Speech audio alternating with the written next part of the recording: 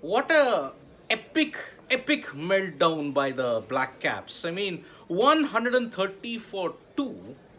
We were expecting New Zealand to be somewhere in the range of 180, 190, Atishay, but 8 wickets for 30 runs. Sensational collapse, and two bowlers who have a point to prove. One is Mohammad Siraj and the other Arshdeep Singh, continuing from where they left off in the T20 World Cup. 4 wickets by both. And New Zealand have been bundled out for 160. India need 161 to win another bilateral series against New Zealand. After 1 hour rain delay, we thought, okay, what's going to happen? But Arshdeep and Siraj. I mean, Arshdeep, what can you say about Arshdeep, Atishay, in this? I mean, he started the game fairly. He doesn't look himself to when he started the game, but once he got into his things and once he came to bowl in the death overs, and we all know how lethal he can be with those Yorkers, and that is exactly what he did. And when the ball was swinging up front, he utilized it to perfection. He just trapped Finn Allen right in front of the stumps also. But it was a mixed bag day for Arshdeep Singh, I would say, because he also leaked 19 runs in the second over, which kick-started New Zealand's a little bit of when Devon Convoy and Glenn Phillips, they started to build a partnership. But you have to talk more about the collapse. I think it is one of those epic proportions of collapse which happens rarely. I think it's hard to lose 8 wickets for 30 runs in gully cricket. This is still international cricket. So yeah, credit goes to Indian bowlers, especially Mohammad Siraj and Arshdeep Singh. Yeah, I mean, Arshdeep, yes, as Atishay mentioned, 19 runs. He looked down. I mean, the assault that happened said that, okay, perhaps this would not be his day. But then, through clever variations of his length, through clever variations of his pace, Arshdeep has shown why he is one of the X factors in this team. I mean, the ball that started it all off, the bouncer down the leg side, and then getting rid of Ish Sodhi with a Yorker, it spoke volumes of the total arsenal that is there in Arshdeep's game. But before Arshdeep, let us also pay tribute to Mohammad Siraj. Siraj has often been touted as a guy who can't control the flow of runs. Oh, he goes for too many runs in white ball cricket.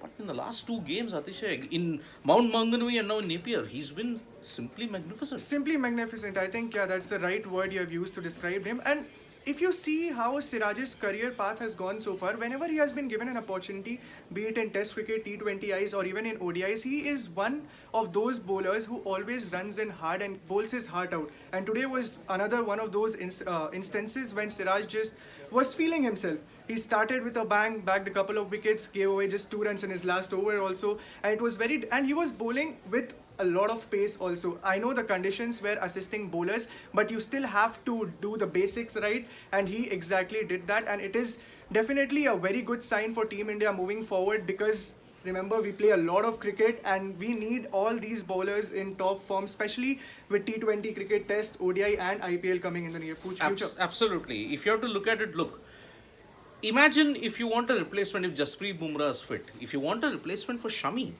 probably Mohammad Siraj may now fit the bill. Because if you look at it, Arshdeep, Jasprit Bumrah, Mohammad Siraj might be your core going But ahead. what about Bhuvneshwar Kumar?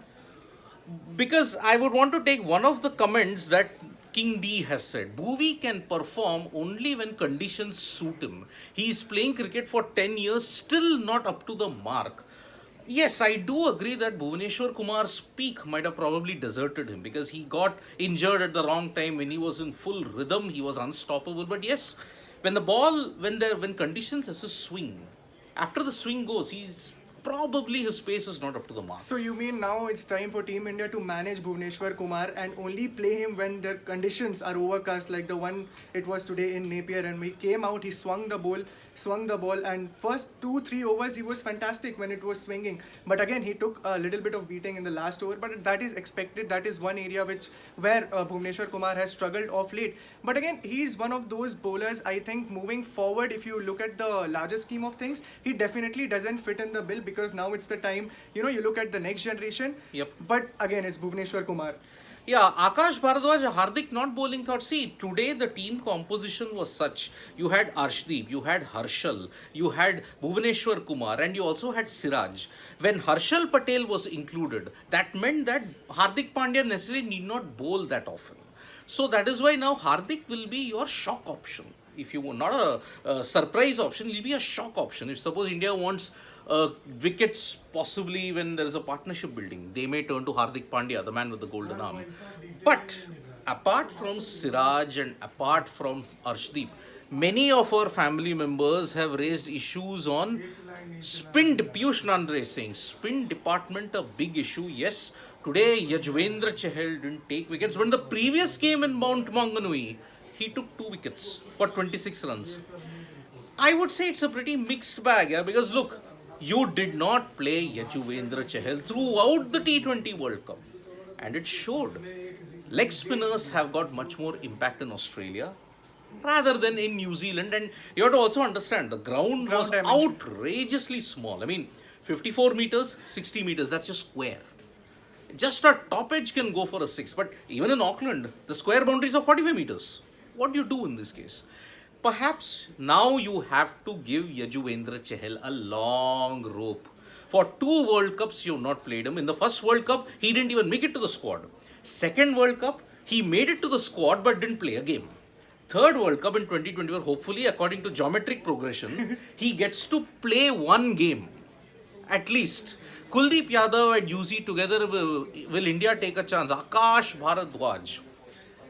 That's interesting. West Indies, often you've seen that there are slow conditions there, and the next 2 years, you're going to play in relatively slow-ish spinning conditions. India, the 2023 ODI World Cup, the World T20 in the West Indies. Remember, the pitches in the West Indies have changed totally, assisting of spin. And the Kulcha duo, I will still give them a chance to perform together. Why? Because the Kulcha duo can not only control the flow of runs in the middle Wicket overs, taking option.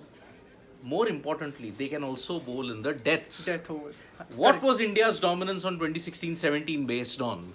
Kulcha's death overs bowling. Also, you'll have Bumrah back. Imagine how your death overs can be, an Arshdeep also. 4 bona fide death overs good bowlers.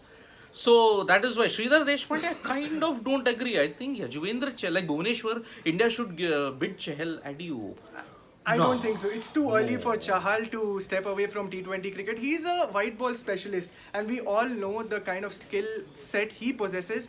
To criticize him harshly for just one off game, but what we have to also understand is that Yuzvendra Chahal is rusty at the moment. Like you rightly pointed out, he hasn't played a lot of cricket in the last 45 days or 50 days because he didn't even participate even a single game in the T20 World Cup.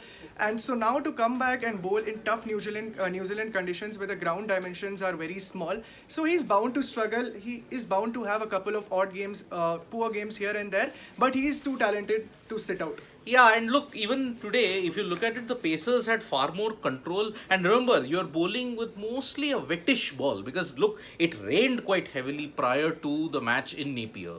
So still, there'll be some moisture, and when there is a wet ball, spinners do tend to struggle. Especially leg spinners. Exactly, because the back of the hand control requires something else. So that is why.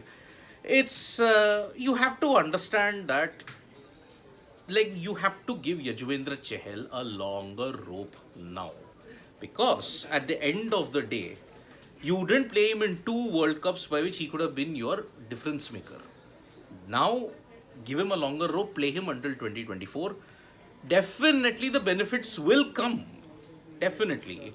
And so, one last question. Where is India looking Sanju as a finisher? Okay.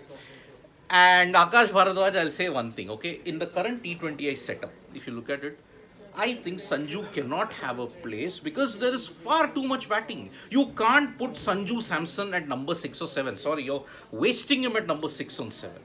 What do you think, Atishay? I think Sanju Samson is best suitable to open the innings for India in T20 cricket, and why not? He has got all the shots in the book. He is someone, I would say he has similar skill set to Rohit Sharma. He can control the innings from one end and he can bat for 20 overs. He can dominate power play overs. He's equally good against spinners, so he can score runs quickly if the need be in the middle overs. And we all know how decimatingly, how he is. great he can be in death overs when it comes to striking the ball out of the park. So I think India missed out on an opportunity to play someone like Sanju Samson. But if you also take a look, but if you also consider the strategy, I think they only gave one opportunity to Ishan Kishan and Rishabh Pant. So they also need a longer rope.